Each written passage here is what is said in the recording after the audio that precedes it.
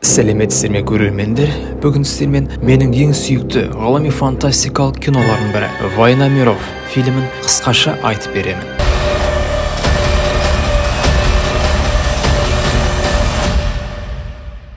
Кино Нью-Йорктан басталады. Портта жұмыс істеп жатқан Рэй есімді еркек жұмысын аяқтап, бастығымен сөзге келіп, бірақ көңілді күймен үйіне көлігімен бас келеді. Машинасынан түсе салып, қонақтарды көреді. Бұрынғы әйелі Мэри Энн мен оның күйеуі біз демалысқа кетіп бара жатырық. Балаларымызға бірнеше күн қарай тұр деп өтініш жасайды. Машинадан ұлы түсіп, тезірек үйге кіріп кеткісі келіп, оған мән бермей өтіп кетеді. Бірақ артынан түскен Рэйчел есімді қызы әкесін келіп құшақтайды. Барлығы ішке кіріп, ағалы қарындастың екі қабат анасы үй-жайды тексеріп, балаларымызға дұрыстап қара деп жылы қоштасады. Одан кейін телевизордан Украинада түсініксіз найзағайдың салдарынан көптеген қиыншылықтар пайда болды деп, ал басқа каналдан найзағайдан қалай сақтану керектігі жайлы сюжеттің болып жатқандығын көреміз. Рэй келіп, баласына ТВ таста кеттік сыртқа деп, аулада бір-біріне бейсбол добын лақтырып әңгіме құрады. Сөйлескендерінен Роббидің әкесін жақтырмайтындығын байқаймыз. Ал қызы Рэйчелмен керісінше жақсы қарым-қатынасты. Әңгіме аяғында Рэй ұлының сөздеріне шыдамай допты терезеге қатты ұрып сындырып тастайды. Шаршап, Рэй сәл ұйықтап алып, қызымен тамақтануға келеді. Ал ТВ-дан әлі сол найзағай жайлы жаңалықтар көрсетіп жатқандығын көре аламыз. Қызының қолына бір нәрсе кіріп кеткендігін көріп, әкел, алып тастаймын деп айтады. Қызы болса, жоқ, кейін менің организмім оны өзі-ақ шығарып тастайды. Бұл жайлы оқығанмын деп айтады. Рейге қыздың тапсырыс берген тағамы ұнамай, Робби қайда деп еді? Қыз білмеймін, көлігіңді алып кетіп қалды деп еді. Рейдің түрі бірден ақ кетеді. Зуылдап баласын іздеуге шығады. Бірақ көшедегі адамдардың барлығы аспаннан көрініп тұрған түсініксіз бұлт жинағына қарап тұрғандығын көріп, бұрын мұндай көрмеген деп жақынан көргісі келіп, үйдің артына барып еді, қатты жел болып жатыр екен. Көршісіне бұл жел неге керісінше ұрып жатыр? Бұлтқа емес, бізге ұру керек емес па деп қызық сұрақ қояды. Қызын шақырып көріністі тамашалап тұрғанда жел бірден тоқтап қалады. Найзағай ұрады. Қызық қорыққанмен Рейге бұл қызық сияқты. Бірақ найзағайлар тоқтамай ұра бастағаннан кейін үркіп үйге кіріп кетеді. Қызы найзағай тағы ұрады дегеніне әкесі найзағай ешқашан бір жерге екі рет ұрмайды деген сол еді. Тарсылдап артпа-арт найзағай бір жерге үздіксіз ұра бастайды. Қорыққаннан екеуі стол астына кіріп кетеді. Бірнеше минут тоқтамай ұрғаннан кейін найзағай ақыры тынышталады. Рэй үйін тексеріп еді, жарық жоқ, телефон істемейді. Ұялы телефонмен қолындағы сағат та өліп қалған. Сыртқа шығып топырлап жүрген адамдарды көреді. Барлығының көліктері істен шығып қалыпты. Баласын тауып, бәрі жақсы ма дейді. Ол сенесің бе, найзағай бір жерге 26 мәрте тоқтаусыз ұрды деп таңғалады. Ұлын қарындасына қара деп жіберіп, өзі ары қарай жүріп, көлігін жөндей алмай жатқан көршісі Мэйнеге бір-екі кеңес беріп, жолын жалғастырады. Топырлап халықтың барлығы бір жерге бара жатыр. Олармен ілесіп, көрші балдарды көріп, олардың болған жағдайға қатысты ой-пікірлерін тыңдап, найзағай ұрған жерге келеді. Жұрт әлі суымаған найзағай орнына келіп аң-таң болады. Жерден бір бөлшек алып еді, балдар ыстық па деп сұрайды. Рэй жоқ, керісінше өте мұздай деп айтады. Бір нәрсені сезіп, адамдар сәл артқа шегінеді. Кенеттен әлгі жердің айналасы өзімен өзі сына бастайды. Қатты күшпен асфальт оның айналасындағы ғимараттардың айна дуалдарын қирата бастайды. Ал ескі шіркеуді екіге бөліп тұрған жерлері өзімен өзі шеңбер жасап айнала бастайды. Адамдар қатты үркісе де, ары қарай не болар екен деп көріністі қызығушылықпен тамашалап тұр. Шынымен де қызық, өйткені әлгі жер опырылып түсіп кетеді. Адамдар тығылып бақылап тұр. Ойықтан біреу көлікті лақтырып береді. Қап-қара түтіннен түсініксіз үш қармауыш шығып, Рейдің қасындағы көлікті мыжып тастайды. Адамдар сонда да тарай қоймай жиналып алып бақылап тұр. Ақыры ойықтан түтін арасынан аласа бір нәрсе көріне бастады. Адамдар арттарына жалт-жалт қарап, қашып тарай бастайды. Алдымызға үлкен үш аяқты бір техника шыға келеді. Рэй оның не екенін білмесе де, жүрегі дікілдеп, көзі банка болып кеткен көреміз. Техника тоқтап қалады. Адамдар аң-таң түрмен бақылап тұр. Сәл тұрып, қорқынышты бір дауыс шығарады. жаймен бүйірінен бір нәрсе шыға бастайды. Бір еркек камерасын ұстап, оны түсіре бастайды. Бір секундтан соң үш аяқты плазма атылып, еркекті жоқ қылып жібереді. Адамдарды шеттерінен қырып күлге айналдыра бастайды. Астан кестені шығып жатқан адамдар арасынан беті өлі адамдардың күліне толып қалған Рей аласапыран болып зулап бара жатыр. Айналасындағы адамдардың барлығын айпап, жайпап жатыр. Беті, киімі күл-күл, жүгіруді тоқтатпайды. Артынан үй тамдардың астан кестені шығып жатыр. Бұрышқа тығылып, ары қарай өтіп бара жатқан үш аяқты көреді. Қызын ұстап өткен еркекті көріп, балдары есіне түседі. Үйіне кіреді. Түрінде бет жоқ. Еш эмоциясыз жерге отырады. Жағдайдан бейхабар балдары тоқтамай сұрақтар қоя бастайды. Зорға есін жиып, бетіндегі күлдерді жуып, балдарына керек заттарды тез жинаңдар. Кәз кетеміз деп асықтырады. Өз бөлмесіне барып, кровать астынан қорап, оны ашып, револьверін алып алады. Іске қосылып тұрған бір көлікті көріп, қожайындары кеткенін көріп, жылдам отырып алады. Отырғаны сол еді, мыжың көршісі Мэнни келіп, не болды? Түс біреудің көлігінен деп қақсап тұрып алады. Рей тірі қалғың келсе, бізбен жүр деп еді, қызының көзі жасқа толып үркіп кетеді. Ал артына қарап қалып еді, отқа толған көшені көреді. Мэнни, не қуып кеттің деген соң, есікті жауып көлікті жүргізеді. Мэнни де сол жерде сөйлеген күйі жоқ қылып жібереді. Балдары көргеннен шок болады. Артындағы қаланың күл талқаны шыға бастайды. Апокалипсис сияқты мостар жарылып, көліктер аспанға ұшып, үйлер парша-парша болып жарылады. Толған адамдар кептеліс арасынан өтіп зуылдап бара жатыр. Қызы арқасында отырып алып, истерикаға беріліп айқайлап жатыр. Робби не болған әлі толық түсінбей, енді маған жақсап тұрып, бәрін айтып бер деп тұрып алады. Әкесі жарайды деп, болған жайттың бәрін айтып береді. Ақыры қала сыртындағы аналарының үйіне келеді. Бірақ үйде ешкім жоқ. Рой мамаларың тірі, бірақ басқа жақта деп тыныштандырып, тамақ әзірлемекші болады. Тоқпыз деген соң нервісі қосып, тамақты лақтырып, өзін-өзі тыныштандырып, жертөлеге түсіп ұйықтауды шешеді. Кейіндеу түн ортасында сыртта найзағай атқылағандай дауыс шығады. Баласы екеуі атып тұрады. Жаман бір дауыстар шығып, бөлменің барлығын от алмай тұрып, қауіпсіз бөлмеге әйтеуір дегенде кіріп үлгереді.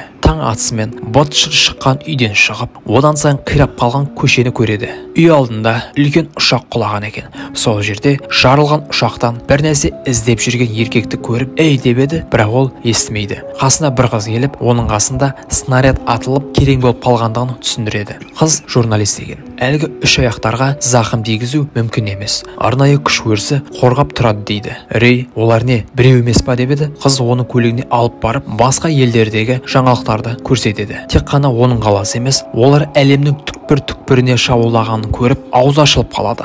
Бір кассета көрсетеді. Сөйтсе, өзге ғаламшарлықтар жерге найзағай арқылы кіріп, жердің астындағы жүздеген, мыңдаған жылдар бойы қамалып тұрған құрылғыларына кіріп, іске қосады екен. Сол арада арғы жақтан үш аяқтың даусы шығып, журналистер көліктеріне отырып зыта қалады. Сосын қызына жаншаға қарама деп сыртқа алып шығып, көлігіне отырғызып жолға шығады. Баласы әкесіне атымен атап, жанына тиіп, тағы сөзге келіп қалады. Қыз болса дәретке шығам деп айтады. Тоқтап, әкесі алысқа кетпей деп ескертеді. Қыз өзен жағасына келіп еді, өзеннен өліктер көреді. Ары қарайды, өзен өліктерге тола екен. Қыз толық есінен ауыспай тұрып, әкесі келіп көзін жұмып, ары алып кетіп қалады. Мына жақта Робби кетіп бара жатқан әскерилер колоннасын көріп, жүгіріп барып, "Мені де алып кетіңдерші" деп жалынады. Әкесімен ұрысып, "Сен тек өзіңді ойлайсың" деп ренішін айтады. Бірақ жылаған қарындасын көріп, ойынан айнып қалады. Кешке жақын көлікте Робби айдап, адамдарға толы қалашыққа келеді. Хаусқа берілген адамдар машинасына отырғысы келіп, жармаса бастайды.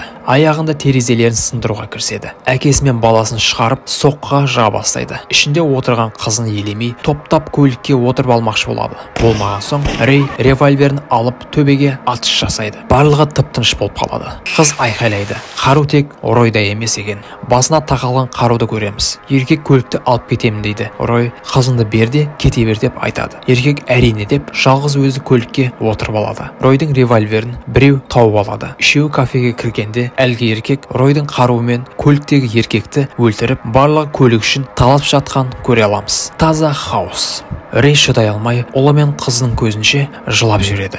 амал жоқ, топпен ілесіп ары қарай жол жүреді. Адамдардың сыбыстарын естиміз. Біреуі Европа ғана сау қалған десе, басқасы ең жаманы сонда дейді. Бөтені біріксек, оларды жойып тастаймыз деп ойларын айтады. Темір жолына келіп тоқтайды. Қастарынан зымырап, отқа оранған пойыз өтіп кетеді. Ары қарай кішігірім порттағы кеме келеді. Рей бір танысын көріп сөйлесіп қалады. Сол арада қызы арғы жақтағы ағаштарға, одан ұшып келе жатқан құстарға қарап қалады. Бірақ бір нәрсе дұрыс емес. Әкесінің қолын ұстайды. Әкесі де бері қарайды. Басқалар да көз тастайды. Үш аяқ.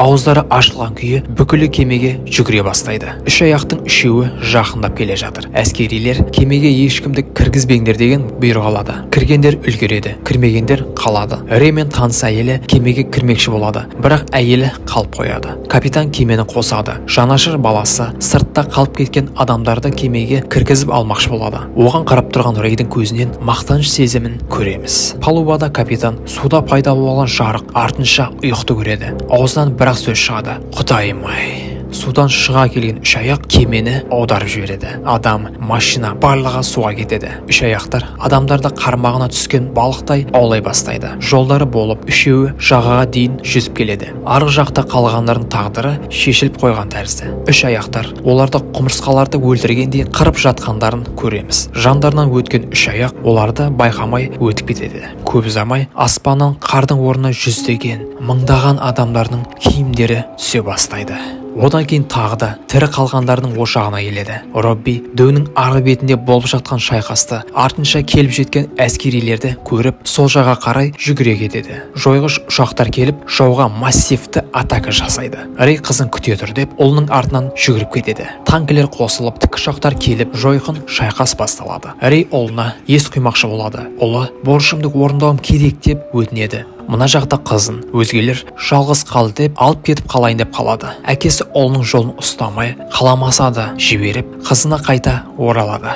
Шайқас сәтсіз өтеді. Лаулап тұрған оттан түк болмағандай үш аяқтар пайда бола салады. Өзге ғаламшарлықтардың құрылғыларына еш зиян тигізбейді. Оларды арнайы күш өрісі қорғап тұр. Рей мен қызын өзінің үйіне тығылуға бір еркек шақырып алады. Рей мандраж ұстап тұр, бірақ сәлден соң өзіне келеді. Қызымен жылы сөйлесіп, ән айтып ұйықтатады. Жаңа танысы оны шнапс ішуге шақырады. Еркек ұлыңды жоғалтқаның өкініші дейді. Рей болса, онымен әлі Бостонда жолығамыз деп үміттенеді.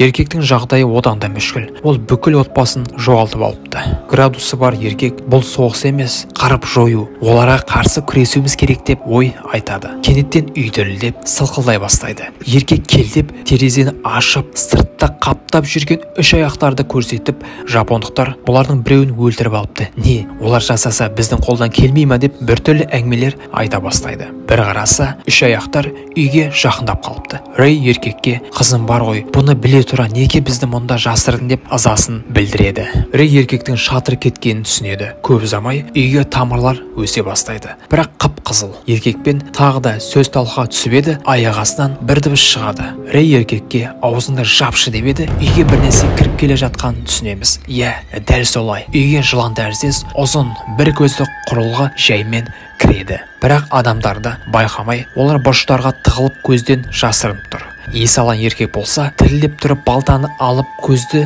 шауып тастамақшы болады. Рей зорға дегенде оны жасатпауға көндіріп алады. Бірақ көз олардың қимылын байқағандай болып жақындап қалады. Рей айнаны алып алдарына қойып, артына тығылып қалады. Көз оларды бақылауынан жоғалтып алады. Бірақ қыздың аяқ киімі сырғып кетіп, көз бірден айнаның артына келіп жетеді. Бірақ олар жоқ, тек аяқ киім. Жолдары болып көз үйден шығып кетеді.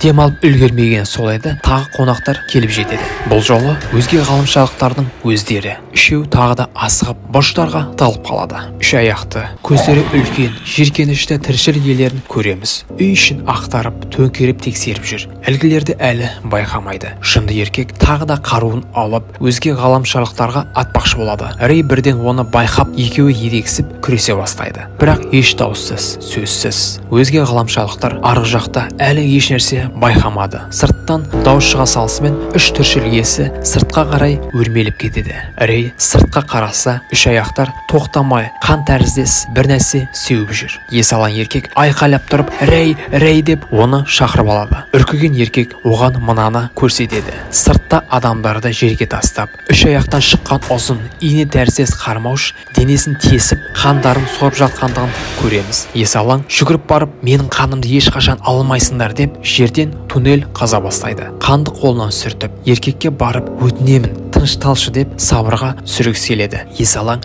жерасты қаласын құрып, әскер жасақтап, әлгілерге қарсы қару табамыз деп саңдырақтауға кіріседі. Оны түзелте алмайтындығын түсінген Рей қызына барып, көзін байлап, әлгі өлеңді айтып отыршы деп құлағын жапқызып, Есалаңға барып, есікті жауып, сәлінен соң кімнің тірі шыққандығын көреміз.